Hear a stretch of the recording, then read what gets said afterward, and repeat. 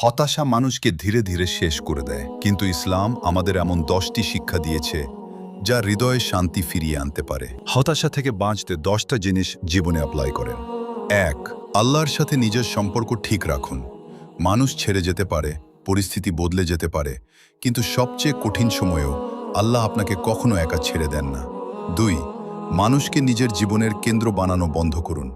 মানুষ বদলাতে পারে, পরিস্থিতিও বদলে যেতে পারে, তাই নিজের শান্তি আর জীবনের নিয়ন্ত্রণ কখনো অন্য কারো হাতে তুলে দিবেন না। 3.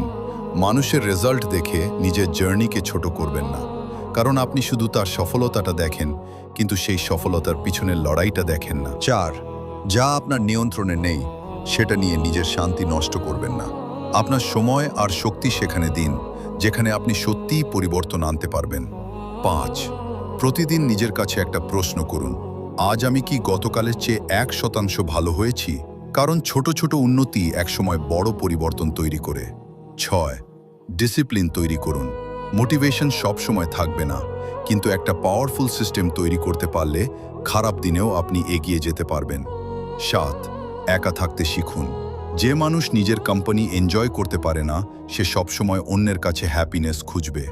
8. নিজের শরীরের যত্ন নিন। দুর্বল শরীর আর এলোমেলো রুটিন নিয়ে শক্ত মাইন্ডসেট তৈরি করা কঠিন নয়। অতীতের ভুল বারবার মনে করে নিজেকে কষ্ট দেওয়া বন্ধ করুন। ভুল থেকে শিক্ষা নিন, কিন্তু সেই ভুলের মধ্যে আটকে থাকবেন না। 10. সবার কাছে নিজেকে প্রমাণ করার নেশা বাদ দিন। চুপচাপ নিজের কাজ করে যান। একদিন আপনার ফলাফলই আপনার হয়ে কথা বলবে। একদিনের ভুলে কেউ শেষ হয়ে যায় না, আর একদিনের চেষ্টায় কেউ বদলেও যায় না।